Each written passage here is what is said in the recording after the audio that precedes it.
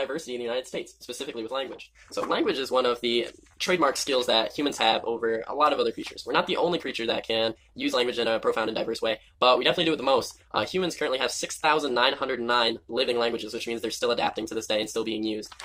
Even though we have 6,909 languages, the U.S. can, on majority, only speak one. Even now, we only have 20% of our population that can speak more than one language, up from 11% in 1980. It is growing, but when you compare it to Europe, where a majority of Europe, 53%, can speak more than one language, it doesn't seem that successful. And it's not our congratulations for having better education. It's actually due to immigration. We're having more people immigrate with their home language and utilizing it here while learning English, which boasts the stats. In fact, education actually went down. In 1997, 31% of public and private schools offered language courses, as opposed to in 2008, it's down to 25%.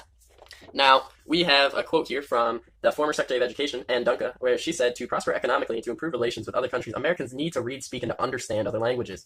If this is true, then why is it that the U.S. Census Bureau doesn't even keep track of bilingual ability in the United States as opposed to so many other countries that do? Is it because it's a new idea? No, it's not, because in 1837, we had the first class offered in the United States for foreign languages. Now, since then, we've developed a plethora of approaches, but these are the main four. We have transitional, maintenance, immersion, and submersion. With transitional being bridge learning, maintenance where you maintain both your home and the new language, immersion where it's only the new language with some resources, and submersion where it's only the new language with no resources. Now, this was up until about 1974, where a judge ruled in Lau versus Nicholas that we had to rectify the language deficit because so many students were immigrating to the United States and losing their ability to speak their home language and failing their courses because they weren't properly being taught English. This is because speaking a foreign language, especially after World War I and II, was seen as unpatriotic. Even Benjamin Franklin got annoyed in Philly that there were so many German speakers. Now, while it was also seen as unpatriotic, some people also thought it was a threat to the United States and the English language for other languages to be spoken as well. This was a myth that was busted by Virginia Kohler and Wayne Thomas when they did a study on 42,000 students across 13 years, where they found out that people who spoke 2 languages or more actually did better in both languages than the people who only spoke one. This proved that maintenance learning, while it was the minority, was the most effective form of language education.